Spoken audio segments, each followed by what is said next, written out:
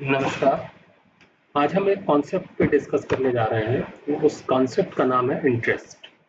तो interest basically दो तरह से डिफाइन किया जाता है। First is the simple interest and second is the compound interest. First is the simple interest, second in the compound interest. तो सिंपल इंटरेस्ट का क्या फार्मूला है? सिंपल इंटरेस्ट का फार्मूला है this one, A equal to P plus P R N. A क्या है?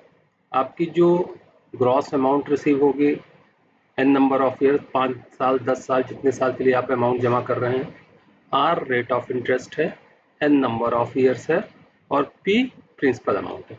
इसी फॉर्मूले को हम एक एग्जांपल से समझते हैं। सपोज आपके पास 100 रुपए है। इसको मैं थोड़ा बड़ा कर लूं।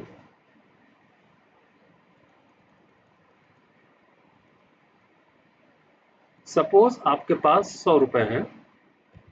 आपको 100 रुपए पे 10% का इंटरेस्ट मिल रहा है। ठीक, आपने 100 रुपए को किसी फाइनेंशियल इंस्टीट्यूशन में जमा किया, कहीं बैंक में जमा किया, किसी फाइनेंशियल इंस्टीट्यूशन में जमा किया, जहां आपको 10% का इंटरेस्ट मिल रहा है। और आपने ये जो 100 रुपए जमा किए हैं, ये 10 साल के लिए जमा किए हैं। तो आपको 10 साल बाद कितना मिलेगा?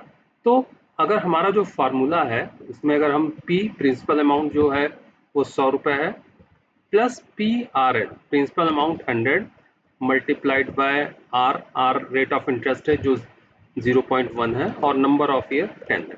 तो इस फॉर्मूले से आप देखें कि सिंपल इंटरेस्ट से आपको 10 साल बाद 200 रुपए मिल जाएगा। अब हम आते हैं कंपाउंड इंटरेस्ट पे। कंपाउंड इंटरेस्ट पे भी हमने सेम अमाउंट जमा किया है और 10 साल के लिए जमा किया है। तो ये फार्मूला है कंपाउंड इंटरेस्ट का। कंपाउंड इंटरेस्ट का जो फार्मूला है that is I equal to I plus 1 plus R to the power N. ये आई है, और इसको जब प्रिंसिपल अमाउंट से जमा कर मल्टीप्लाई कर देंगे तो आपका आंसर आ जाएगा। हम एक एग्जांपल देखते हैं, सिंपल सा एग्जांपल।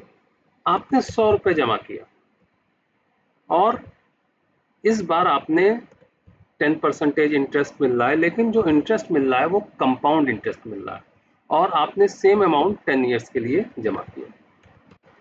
तो फॉर्मूले में सबसे पहले हम अगर आई की वैल्यू कैलकुलेट करते हैं, अगर सिंपल फॉर्मूला होते हैं I equal to 1 plus R, 1 plus R हो जाएगा 1.1 to the power N. N की वैल्यू इस केस में 10 साल है, तो यहाँ हम 10 साल पुट कर लेंगे। तो इसको जब हम कैलकुलेट करेंगे तो वैल्यू आएगी 2.59 वैल्यू आएगी। तो 2.59 मल्टीप्लाइड बाय 100 आपका 259। तो आपको 10 साल बाद कंपाउंड इंटरेस्ट में 259 रुपीज मिलेंगे।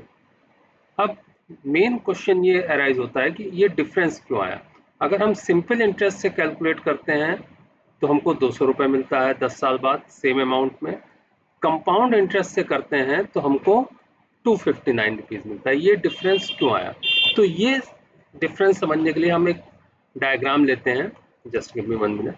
एक हम डायग्राम लेते हैं, डायग्राम से इस बात को क्लियर करने का प्रयास करते हैं कि ऐसा डिफरेंस क्यों आया।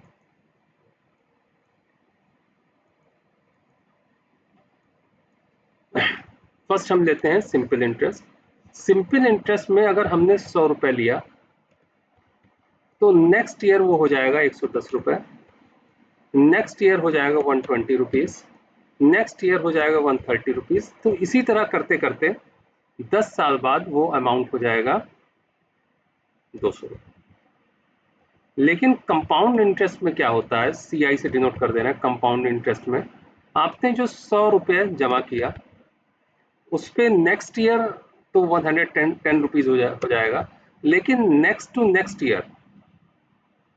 नेक्स्ट ईयर जो आपको इंटरेस्ट मिलेगा वो मूलधन पे नहीं मिलेगा, प्रिंसिपल अमाउंट पे नहीं मिलेगा, वो इम्प्रूव्ड अमाउंट पे ही मिलेगा। तो वो सिंपल इंटरेस्ट से ज्यादा होगा, वो होगा लगभग 121 rupees. Similarly third year simple interest में जहां 130 रुपए था वो 133 रुपीज हो जाएगा। तो इसी तरह एन नंबर ऑफ ईयर, इस केस में 10 साल है तो 259 हो जाएगा। इन शॉर्ट हम कह सकते हैं कि सिंपल इंटरेस्ट में every time you get benefited by the मूलधन, जो आपने प्रिंसिपल अमाउंट जमा किया है उसी पे आपको इंटरेस्ट मिल रहा है। बट कंपाउंड इंटरेस्ट में क्या होता है, जो भी आपका इम्प्रूव्ड अमाउंट है उस पे इंटरेस्ट मिलता है। तो इसी तरह दैट्स वाई अगर आपको ज़्यादा समय के लिए पैसा जमा करना है तो compound interest is the best, because we have heard the line power of compounding. तो यही पावर ऑफ कंपाउंडिंग है। एक क्वेश्चन मैं आपके सामने रख रहा हूं कि अगर आप किसी ऐसे हाइपोथेटिकल फंड में जमा कर रहे हैं जहां आप अगर 1 रुपया जमा कर रहे हैं, नेक्स्ट डे वो 2 रुपीज हो जा रहा है, 2 टाइम्स हो जा रहा है, नेक्स्ट डे वो 2 टाइम्स 4 टाइम्स हो जा रहा है। तो अगर आपने 1 रुपये 1 रुपीज 30 डेज के लिए जमा किए, 30 डेज के लिए जमा किए, तो आप मेरे को बताइए कि 30 दिन बाद आपको कितना अमाउंट रिसीव होगा। धन्यवाद।